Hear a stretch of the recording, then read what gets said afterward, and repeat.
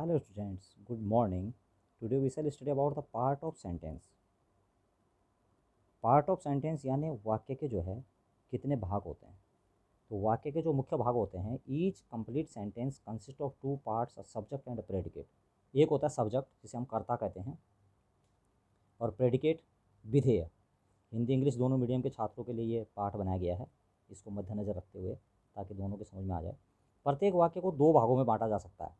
सबसे पहला आता है सब्जेक्ट, यानी क्रिया के पूर्व, यानी वर्ब से पहले हम कौन, हु या किसने, होम प्रश्न हम इसमें लगाएंगे, जो उत्तर प्राप्त होगा वह सब्जेक्ट कहलाता है। यानी कि वाक्य में जो कुछ कहा जा रहा है, ठीक है, जो कुछ कहा जा रहा है वो तो हो गया प्रेडिकेट, और जिसके बारे में कहा जा रहा है, ठीक है, वो हो गया सब्जेक्ट।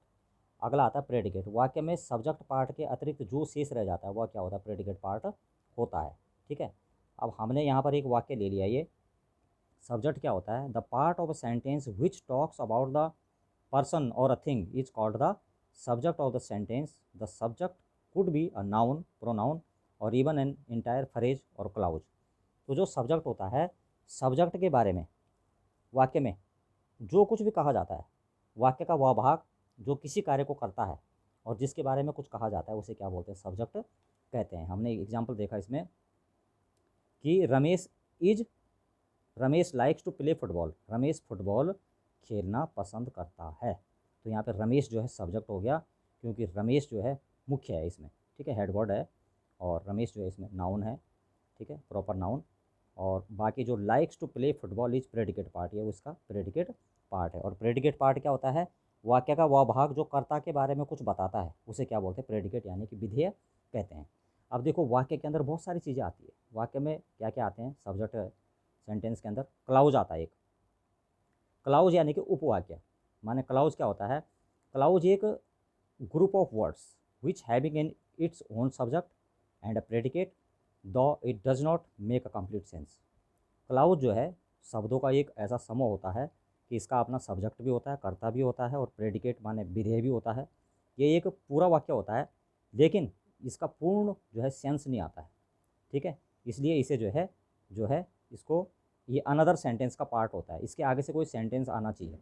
जैसे यहाँ पर हमने एक एग्जांपल लिया कि I will wait for you all though I am hungry. अब ये जो रेड में लिखा हुआ है all though I am hungry, इसमें जो है इसका अपना सब्जेक्ट भी है, अपना प्रेडिकेट भी है, यद्यपि मैं भूखा हूँ, ठीक है। And I will wait for you, मैं तुम्हारा इंतज़ार करूँगा। ऑल दो माने यद्यपि, यद्यपि मैं भूखा हूँ। अब जब तक ये आगे वाला वाक्य नहीं आएगा I will wait for you, तब तक पीछे वाले का क्या नहीं आएगा, सही अर्थ नहीं आएगा, इसलिए इसे क्या कहेंगे, clause. Red colour sentence does not make complete sense but since it has its own subject and predicate so it is a clause.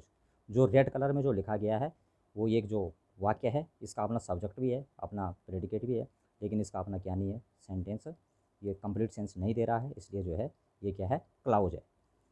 अगला आता है फ्रेज। फ्रेज माने वाक्य का अंश, a group of words of end of sentence makes a sense but not a complete sense is known as phrase. Phrase जो है शब्दों का एक ऐसा समूह होता है जिसका एक सेंस होता है, ठीक है, लेकिन पूरा सेंस नहीं देता ये, ठीक है, पूरा अर्थ नहीं आता। और एक फ्रेज जो है ये नाउन भी हो सकता है, वर्ब भी हो सकता है, और it don't have a subject and predicate, इसका क्या नहीं होता, सब्जेक्ट और प्रेडिकेट नहीं होता। जैसे the sun rises in the east, अब यहाँ पे जो इन द ईस्ट है ये जो है फ्रेज है इसमें, ठीक है। इन द ईस्ट माने पूरब में। अब पूरब में, अब हम किसी से कहेंगे भैया पूरब में, तो हमसे क्या कहेगा, भैया पूरब में क्या हो रहा है। जब हम पूरा कहेंगे कि सूरज पूरब से उगता है, तो इन द ईस्ट जो ये अंडरलाइन जो ये ब्रैकेट के अंदर है, ये हो गया फ्रेज यानी वाक्य का अंश है, ठीक है, पूरा वाक्य नहीं है। अगला आता है the parts of the sentence. Sentence के कितने पार्ट होते हैं, तो पहले हमने उसमें देख लिया कि सब्जेक्ट और प्रेडिकेट। जैसे हमने एक वाक्य बोला Mohan is a good boy, तो मोहन इसमें सब्जेक्ट हो गया, और इज अ गुड बॉय क्या हो गया, प्रेडिकेट पार्ट हो गया। अब जो सब्जेक्ट होता है, सब्जेक्ट के जो है इसमें क्या क्या पार्ट होते हैं सब्जेक्ट के, सबसे पहले आता है सब्जेक्ट के पार्ट के बारे में पढ़ेंगे हम। सब्जेक्ट का जो सबसे पहला हिस्सा होता है क्वालिफायर। क्वालिफायर माने जो वाक्य को शुरू करता है, ठीक है, उसे बोलते हैं क्वालिफायर। और उसके बाद आता है नाउन और मेन वर्ड, जो मुख्य वर्ड होता है जिसके बारे में चर्चा की जाती है, जिसके बारे में वाक्य जो है समाहित होता है, जिसके बारे में वाक्य में सब कुछ बताया जाता है कि भाई कौन क्या कर रहा है, वो हो गया हेड वर्ड, ठीक है। और फिर जो है आपके क्वालिफायर के फिर तीन हिस्से होते हैं, डिटरमाइनर और एडजेक्टिव और आपका एडजेक्टिवल फ्रेज। डिटरमाइनर जो वाक्य को निर्धारित करते हैं स्टार्टिंग में, शुरू करते हैं, और एडजेक्टिव माने विशेषण जो विशेषता बताते हैं, और एडजेक्टिव फ्रेज जो उससे जुड़ा हुआ क्या होता है, विशेषणात्मक जो क्या होता है वाक्यांश होता है। ठीक है, तो ये तो हो गया आपका सब्जेक्ट पार्ट में। अब सब्जेक्ट पार्ट के बाद आता है अगला आता है प्रेडिकेट पार्ट। प्रेडिकेट पार्ट कहाँ से शुरू होता है, जहाँ से वर्ब शुरू होती है, और उसके बाद ऑब्जेक्ट आता है। ऑब्जेक्ट भी दो तरह के होते हैं, इनडायरेक्ट ऑब्जेक्ट और डायरेक्ट ऑब्जेक्ट। इनडायरेक्ट माने सजीव वस्तु, और डायरेक्ट माने निर्जीव वस्तु। इनडायरेक्ट और डायरेक्ट। और लास्ट वाला पार्ट होता है कम्प्लीमेंट।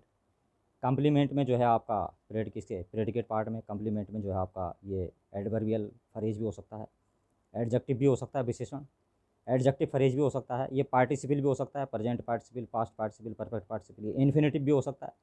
इन्फिनिटिव में आपका जीरंड आ जाता है, नॉन इन्फिनिट्स आ जाते हैं, और ये जीरंड भी हो सकता है।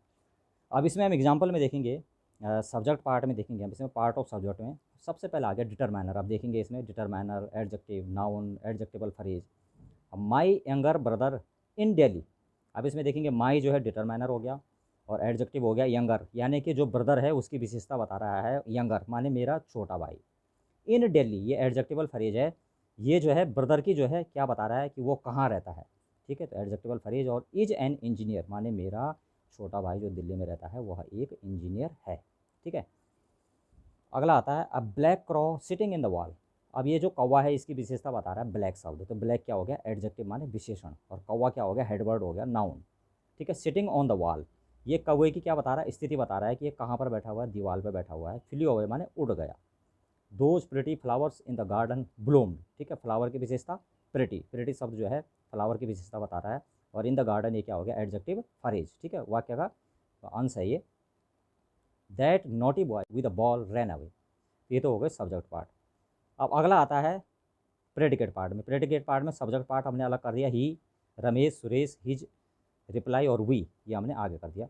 अब इसमें आता है प्रेडिकेट पार्ट में सबसे पहले आता है वर्ब, और उसके बाद डायरेक्ट ऑब्जेक्ट, इनडायरेक्ट ऑब्जेक्ट। एक ऑब्जेक्ट भी हो सकता है, जैसे आप नीचे वाले वाक्य में देख रहे होंगे हिज रिप्लाई मेड मी।